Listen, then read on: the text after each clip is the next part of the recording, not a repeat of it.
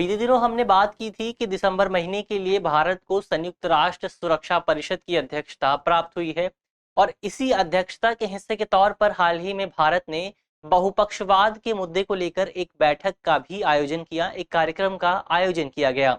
इसी कार्यक्रम को संबोधित करते हुए भारत के विदेश मंत्री एस जयशंकर ने कहा कि दुनिया भर में जो बहुपक्षवाद की संरचना बनी हुई है उस संरचना में व्यापक बदलाव किए जाने की जरूरत है। इसके अलावा जो अंतर्राष्ट्रीय संगठन है उस संगठनों के संरचना में भी, उनके फ्रेमवर्क में भी बदलाव की बड़ी जरूरत है।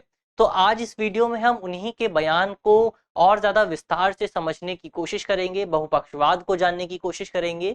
इसके अलावा ये भी जानेंगे कि बहुपक्षवाद की लोकप्रियता में पिछले कुछ दिनों से कमी क्यों देखने को मिल रही है। मेरा नाम है अक्षय और आपका स्वागत है दृष्टि आईएएस की इस नई वीडियो में। वीडियो शुरू करते हैं और सबसे पहले वीडियो की रूपरेखा को समझ लेते हैं, यानी उन बिंदुओं की बात कर लेते हैं जिनके माध्यम से हम अपनी चर्चा को आगे बढ़ाएंगे।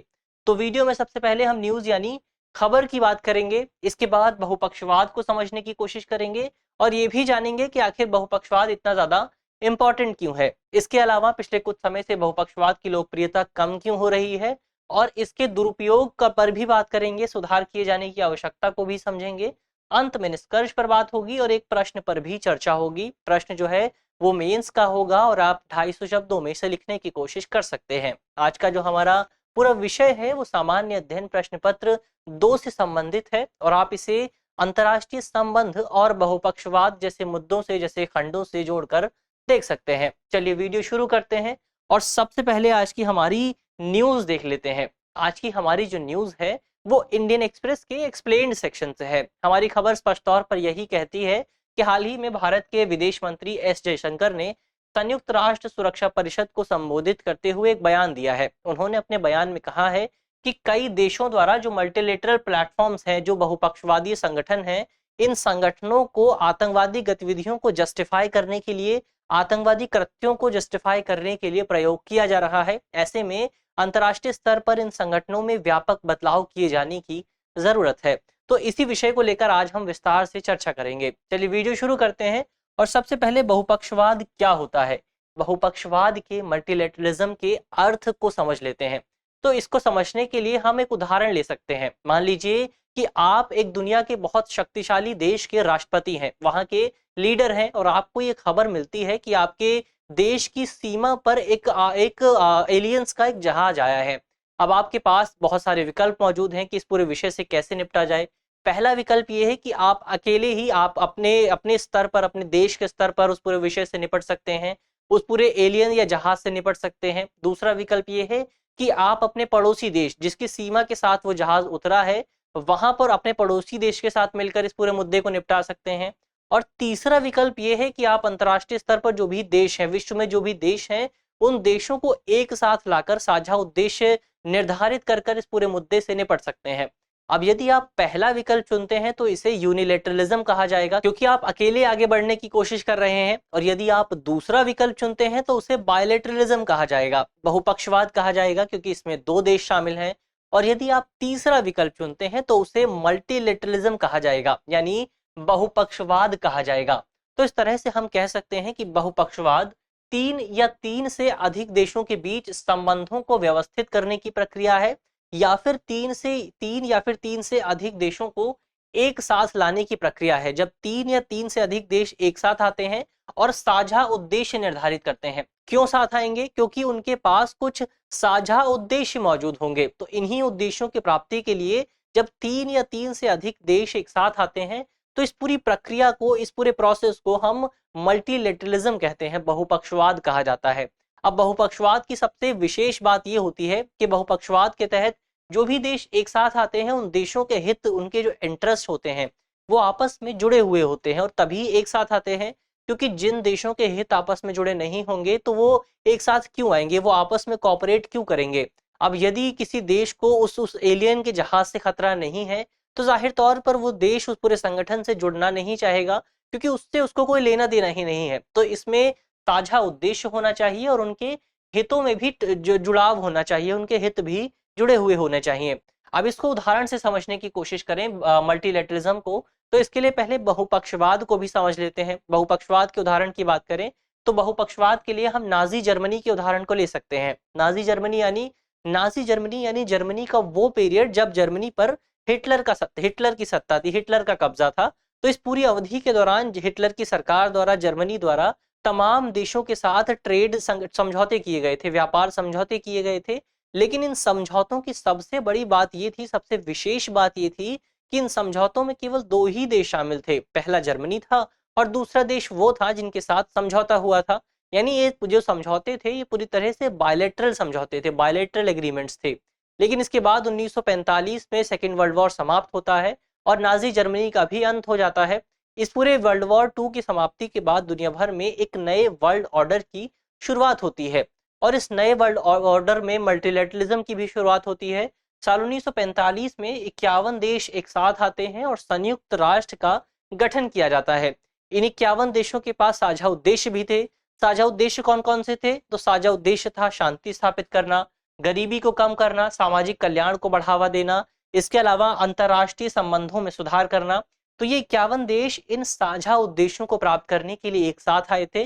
तो इसी वजह से संयुक्त राष्ट्र को मौजूदा समय में बहुपक्षवाद का सबसे बड़ा उदाहरण माना जाता है। हालांकि संयुक्त राष्ट्र से पहले भी लीग ऑफ नेशन स्थापित किया गया था 1935 में, लेकिन इसके बावजूद भी मौजूदा समय में क्योंकि संयुक्त राष्ट्र अस्तित्व में है तो इसीलिए इसे बहुपक्षवाद का, मल्टीलैटरलिज्म का सबसे बड़ा उदाहरण माना जाता है। इसके अलावा कई और उदाहरण भी हैं, जैसे WHO world health organization, world trade organization, OECD, विश्व बैंक, यूनिसेफ, UNDP और पेरिस समझौता।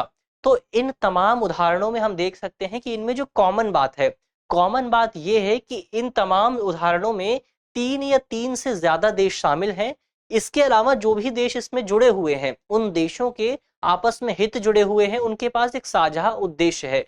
तो ये कुछ विशेषताएं हैं बहुपक्षवाद की।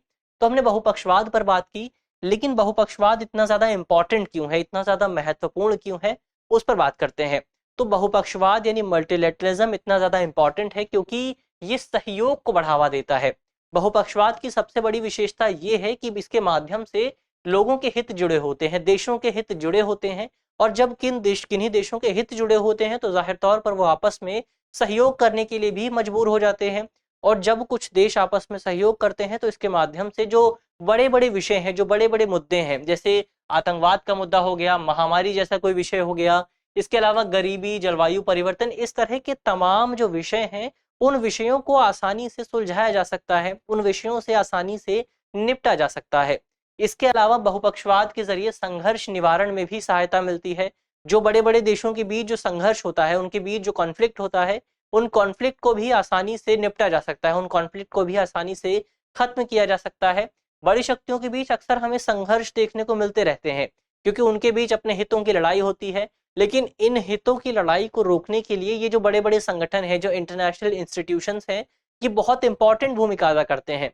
इसके अलावा अक्सर हमें ये भी देखने को मिलता है कि कई छोटे छोटे देशों के बीच कई छोटे मोटे गतिरोध भी होते हैं, कई छोटे मोटे संघर्ष होते हैं। और ये जो इंटरनेशनल इंस्टीट्यूशंस हैं ये सुनिश्चित करते हैं कि ये जो छोटे छोटे गतिरोध हैं ये बड़े युद्ध का रूप न ले लें, क्योंकि यदि बड़ा युद्ध होगा तो जाहिर तौर पर सभी देशों को उसके नुकसान का सामना करना पड़ेगा।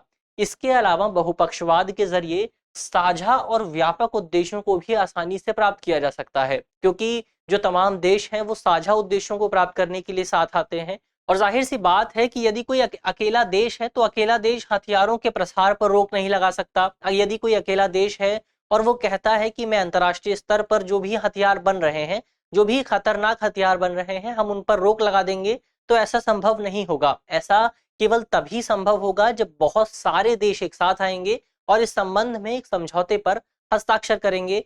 तो जब बहुत सारे देश एक साथ आते हैं तो बड़े बड़े लक्ष्यों को प्राप्त किया जा सकता है, जैसे हथियारों के अप्रसार को बढ़ावा दिया जा सकता है, शांति को बढ़ावा दिया जा सकता है और इस तरह से अंतर्राष्ट्रीय स्तर पर समग्र विकास को भी बढ़ावा दिया जा सकता है, जहां पर समृद्धि होगी, शांति होगी।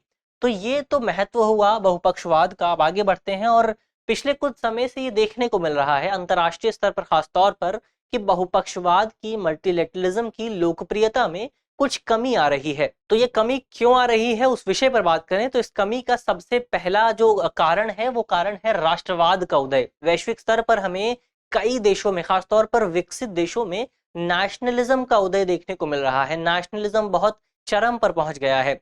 इसके लिए हम अमेरिका का उदाहरण ले सकते हैं, क्योंकि अमेरिका ने जब दुनिया भर में मल्टीलेटरलिज्म की शुरुआत हुई थी, तो अमेरिका ने इस पूरी व्यवस्था को आगे बढ़ाने में बहुत इंपॉर्टेंट भूमिका अदा की थी। लेकिन आपको याद होगा कि जब बीते दिनों अमेरिका के पूर्व राष्ट्रपति डोनाल्ड ट्रंप सत्ता में आए थे, तो उन्होंने अमेरिका फर्स्ट का नारा दिया था। इसके अलावा आपको ब्रेग्जिट भी याद होगा, जब एक पूरी प्रोसेस के तहत ब्रिटेन यूरोपियन यूनियन से अलग हो गया था। तो इस पूरे ब्रेग्जिट की प्रक्रिया के दौरान भी हमें टेक बैक कंट्रोल नाम से एक नारा देखने को मिला था। और ये जो दोनों नारे हैं, दोनों स्लोगन्स हैं, ये दोनों ही स्लोगन नेशनलिज्म की ओर इशारा करते हैं। इन दोनों स्लोगन से ये पता चलता है कि इन देशों में नेशनलिज्म बहुत ज्यादा बढ़ गया था, और इसकी वजह से, इस पूरे प्रोसेस की वजह से, नेशनलिज्म की वजह से इन देशों के जो लीडर्स थे, इन देशों के जो प्रतिनिधि थे, वो केवल अपने राष्ट्र पर ध्यान दे रहे थे, अपने देशों के, अपने अपने नागरिकों के हितों पर ध्यान दे रहे थे। और यदि कोई नेशनलिज्म के प्रोसेस के तहत कोई देश अपने देश पर, अपने हितों पर ध्यान देता है, तो इसकी वजह से सहयोग के सिद्धांत का उल्लंघन होता है, सहयोग का सिद्धांत प्रभावित होता है, और अंततः इसकी वजह से बहुपक्षवाद और ज्यादा कमजोर हो जाता है। लेकिन अब यहाँ एक सवाल और उठता है कि आखिर पिछले कुछ समय में दुनिया भर में राष्ट्रवाद का उदय ही क्यों हो रहा है? तो इसके पीछे कारण है वैश्वीकरण, ग्लोबलाइजेशन। जब दुनिया भर में ग्लोबलाइजेशन की शुरुआत हुई, तो जो विकसित देश थे, वहां पर विकासशील और अल्प विकसित देशों के जो एक्सेसिव रिसोर्स थे, वो पहुंचने लगे, वहां पर काम करने लगे। और जब विकसित देशों में इस तरह के रिसोर्स की संख्या बहुत ज्यादा बढ़ गई, इस तरह के माइग्रेंट्स, प्रवासियों की संख्या बहुत ज्यादा बढ़ गई, तो वहां के लोगों को ये लगने लगा कि इस पूरे प्रोसेस के तहत, ग्लोबलाइजेशन की वजह से जो लोग आ रहे हैं, वो लोग वहां के संसाधनों को समाप्त कर देंगे, और वहां के जो नेटिव लोग हैं, उनको कोई भी संसाधन नहीं मिलेगा, उनके लिए जो अपॉर्चुनिटीज बनी है, वो अपॉर्चुनिटीज खत्म हो जाएंगी। तो इसी की वजह से धीरे धीरे, इस पूरे प्रोसेस की वजह से, जो विकसित देश हैं, उन विकसित देशों में नेशनलिज्म का उदय होने लगा, राष्ट्रवाद का उदय होने लगा। और इसी पूरे प्रोसेस की वजह से धीरे धीरे विकसित देशों में वैश्वीकरण की, ग्लोबलाइजेशन की आलोचना की जाने लगी, और इसी आलोचना से जन्म होता है राष्ट्रवाद का, नेशनलिज्म का। और नेशनलिज्म आगे चलकर बहुपक्षवाद को और ज्यादा कमजोर कर देती है। इसके अलावा इसका दूसरा कारण है अंतर्राष्ट्रीय नियमों का दुरुपयोग। जब वैश्विक स्तर पर बहुपक्षवाद की शुरुआत हो रही थी, जब अंतर्राष्ट्रीय स्तर पर नियम निर्धारित किए जा रहे थे, तो नीति निर्माताओं द्वारा परस्पर निर्भरता को, इंटरडिपेंडेंस को बहुत ज्यादा बढ़ावा देने की कोशिश की गई थी। ये निर्धारित करने की कोशिश की गई थी, तय करने की कोशिश की गई थी कि जो भी देश इस पूरी व्यवस्था के तहत शामिल होंगे, वो आपस में एक दूसरे को लेकर, एक दूसरे पर अपनी आवश्यकताओं को लेकर निर्भर होंगे। इससे ये अनुमान लगाया गया था कि इस पूरे प्रोसेस की वजह से शांति को बढ़ावा मिलेगा, पीस स्थापित की जा सकेगी। लेकिन इसका हमें उल्टा परिणाम देखने को मिला, उल्टा प्रभाव देखने को मिला। जैसे जैसे इंटरडिपेंडेंस बढ़ने लगी, जैसे जैसे परस्पर निर्भरता बढ़ने लगी, तो इसकी वजह से इसका दुरुपयोग भी किया जाने लगा। इसके दुरुपयोग का सबसे प्रमुख उदाहरण हमें अमेरिका में देखने को मिलता है। जैसे जैसे अमेरिका की जो जो इकोनॉमी थी, अमेरिका का जो इकोनॉमिक सिस्टम था, जो फाइनेंशियल सिस्टम था, वो मजबूत होने लगा, तो अमेरिका उस पूरे सिस्टम का दुरुपयोग भी करने लगा। जैसे जैसे तमाम देश अमेरिका पर निर्भर होने लगे, अमेरिकी डॉलर पर निर्भर होने लगे, तो अमेरिका ने उस पूरे सिस्टम का दुरुपयोग भी किया, उस पूरी निर्भरता का दुरुपयोग भी किया। कई देशों पर सैंक्शंस लगाए, प्रतिबंध लगाए। अमेरिका ने पहले भारत पर भी प्रतिबंध लगाए थे, अमेरिका ने चीन पर प्रतिबंध लगाए, अमेरिका ने रूस पर प्रतिबंध लगाए। तो इन तमाम सैंक्शंस की वजह से जो बहुपक्षवाद पर लोगों का विश्वास था, वो और ज्यादा कमजोर होने लगा, बहुपक्षवाद भी कमजोर होने लगा, लोगों का विश्वास, लोग अपना विश्वास खोने लगे। इसके अलावा पिछले कुछ समय से चीन भी इसी तरह की प्रक्रिया को अपना रहा है। तो दुनिया भर के ऐसे कई देश हैं जो अपनी आवश्यकताओं के लिए, अपनी आपूर्ति के लिए चीन पर निर्भर हैं, चीन की आपूर्ति श्रृंखला पर निर्भर है। तो चीन समय समय पर इस निर्भरता का उपयोग करता है, उसका दुरुपयोग करता है, और आपूर्ति श्रृंखला को बाधित करने की कोशिश करता है। तो जाहिर तौर पर इसकी वजह से बहुपक्षवाद और ज्यादा कमजोर हो जाता है। इसके अलावा एक कारण ये भी है कि अंतर्राष्ट्रीय स्तर पर जो बड़ी शक्तियां हैं, उन बड़ी शक्तियों द्वारा अंतर्राष्ट्रीय संस्थानों का व्यापक दुरुपयोग किया जा रहा है, बहुत ज्यादा दुरुपयोग किया जा रहा है। और इस दुरुपयोग की वजह से भी अंतर्राष्ट्रीय स्तर की जो संस्थाएं हैं, वो संस्थाएं कमजोर हो रही हैं। और इसकी वजह से जो पूरा इंस्टीट्यूशन है, मल्टीलेटरलिज्म का जो पूरा फ्रेमवर्क है, वो फ्रेमवर्क भी कमजोर हो रहा है। तो अब जो अंतर्राष्ट्रीय संस्थाएं कमजोर हो रही हैं, उस पर बात करते हैं, उनका किस तरह से दुरुपयोग किया जा रहा है, और उनमें सुधार की संभावना क्या है, सुधार की जरूरत क्या है, उस पर बात करते हैं। तो दुरुपयोग किस तरह से किया जा रहा है। तो दुनिया भर में कई देशों द्वारा आतंकवाद को पनाह देने की कोशिश की जा रही है मल्टीलैटरलिज्म के जरिए। वैसे तो दुनिया भर में ऐसे कई देश हैं जो मल्टीलैटरलिज्म के फ्रेमवर्क के जरिए, बहुपक्षवाद के फ्रेमवर्क के जरिए एक साथ आते हैं और आतंकवाद जैसे गंभीर मुद्दे से निपटने की कोशिश करते हैं। दुनिया भर के अधिकांश देश इस पूरी व्यवस्था से जुड़े हुए हैं, लेकिन इसके बावजूद भी अंतर्राष्ट्रीय स्तर पर दुनिया भर में ऐसे कई देश हैं जो आतंकवादियों को बचाने और आतंकी कृत्यों को सही साबित करने की कोशिश करते रहते हैं इस पूरे फ्रेमवर्क के जरिए। और इसमें सबसे प्रमुख और सबसे बड़ा नाम है चीन का। इस साल चीन ने कई चरमपंथियों को, पाकिस्तान के कई चरमपंथियों को आतंकवादी घोषित करने से रोका है। अपनी शक्तियों का दुरुपयोग करते हुए कई चरमपंथियों को आतंकवादी घोषित किए जाने से उन पर रोक लगा दी है। दरअसल इस साल भारत ने कई आतंकवादियों को संयुक्त राष्ट्र सुरक्षा परिषद के सामने आधिकारिक तौर पर आतंकवादी घोषित करने का प्रस्ताव रखा था। इन आतंकवादियों में साजिद मीर, अब्दुल रऊफ, अब्दुल बक्की, शाहिद मसूद जैसे आतंकवादियों का नाम शामिल है। लेकिन इस पूरे आतंकवादियों को, इन पूरे चरमपंथियों को आतंकवादी घोषित किए जाने के प्रस्ताव पर चीन ने रोक लगा दी थी। चीन ने इस संबंध में कुछ टेक्निकल कारण दिए थे, कुछ तकनीकी कारण दिए थे। हालांकि सभी जानते हैं कि चीन पाकिस्तान को और ज्यादा बढ़ावा देने के लिए इस तरह के कदम उठाता रहा है। इसके अलावा हमें ये भी देखने को मिल रहा है कि मल्टीलैटरलिज्म की जो पुरानी व्यवस्था है, जो पुरानी संरचना बनी हुई है, उस संरचना की वजह से गरीब देशों को भी बहुत ज्यादा प्रतिनिधित्व, रिप्रेजेंटेशन नहीं मिल पा रहा है। बीते दिनों हमें कोविड-19 महामारी देखने को मिली, रूस यूक्रेन युद्ध देखने को मिला और इन तमाम तरह की अनिश्चितताओं के बीच जो वैश्विक स्तर पर निर्णय लिए गए, जो डिसीजंस लिए गए, उन डिसीजंस में हमें गरीब और अल्प विकसित देशों का कोई ज्यादा रिप्रेजेंटेशन देखने को नहीं मिला। इसके बावजूद, इसके अलावा हमें ये भी देखने को मिला कि वैश्विक स्तर पर खाद्य, उर्वरक और ईंधन को लेकर भी बहुत ज्यादा ध्यान नहीं दिया गया, जबकि जो गरीब देश हैं वो गरीब देश इन तीन चीजों पर बहुत ज्यादा निर्भर होते हैं। इसके अलावा हमें एक सबसे विशेष बात ये भी देखने को मिली कि कोविड-19 महामारी के दौरान जो गरीब देशों तक वैक्सीन थी वो बहुत देरी से पहुंची, जबकि अमीर देशों ने, अमेरिका, इसके अलावा यूरोप के जो तमाम देश थे, उन तमाम देशों ने वैक्सीन पहले ही बहुत ज्यादा मात्रा में खरीद ली थी। जितनी वैक्सीन की उनको जरूरत भी नहीं थी, उससे ज्यादा मात्रा में उन्होंने वैक्सीन खरीद ली और गरीब देशों को बहुत ज्यादा वैक्सीन बहुत देरी से मिल सकी। तो ऐसे में गरीब देशों को इसके नुकसान का सामना करना पड़ा, जबकि हमारे पास बहुपक्षवाद का एक बहुत ही बढ़िया मॉडल मौजूद है। इसके बावजूद भी, इस बेहतरीन मॉडल के बावजूद भी, इसमें गरीब देशों को बहुत नुकसान का सामना करना पड़ता है। इसके अलावा मौजूदा संरचना बहुत पुरानी भी है। अक्सर जो मौजूदा फ्रेमवर्क है बहुपक्षवाद का, उस पर यह आरोप लगते रहे हैं कि वो जो पूरा फ्रेमवर्क है वो बहुत ज्यादा पुराना है। उसे मुख्य तौर पर सेकेंड वर्ल्ड वॉर के आसपास स्थापित किया गया था और इसके बाद से अंतर्राष्ट्रीय स्तर पर जो तमाम पहलू हैं, जो तमाम डायमेंशंस हैं, उनमें बहुत ज्यादा बदलाव आया है। तो ऐसे में इन बदलावों को देखते हुए जो पुरानी संरचना है, जो पुराना फ्रेमवर्क है, वो पुराना फ्रेमवर्क नई चुनौतियों के लिए उपयुक्त नहीं है। नई चुनौतियों से निपटने में वो पुराना फ्रेमवर्क सक्षम नहीं है। इसके अलावा उस फ्रेमवर्क में समान प्रतिनिधित्व की भी कोई व्यवस्था नहीं की गई है। अफ्रीकी देशों को कोई प्रतिनिधित्व नहीं मिला है, एशियाई देशों को कोई प्रतिनिधित्व नहीं मिला है, इसके अलावा सदर्न अमेरिकन देशों को कोई प्रतिनिधित्व नहीं मिला है। तो इस तरह से ये जो पूरी संरचना है बहुत ज्यादा पुरानी है और बहुत ज्यादा अनइक्वल है, बहुत ज्यादा असमान है। उदाहरण के लिए संयुक्त राष्ट्र सुरक्षा परिषद को साल 1945 में स्थापित किया गया था और इसकी स्थापना के बाद से अभी तक इस पूरे संगठन में कोई परिवर्तन देखने को नहीं मिला है। इसके फ्रेमवर्क में अभी तक कोई भी बदलाव नहीं आया है। साल 1945 में जब इसे स्थापित किया गया था तो इस संगठन में 5 स्थायी सदस्य थे, 5 परमानेंट मेंबर्स थे और अभी भी संगठन में 5 ही परमानेंट मेंबर्स मौजूद हैं। तो जाहिर तौर पर इस पूरे संगठन में विश्व स्तर पर कई बदलाव किए जाने की जरूरत है।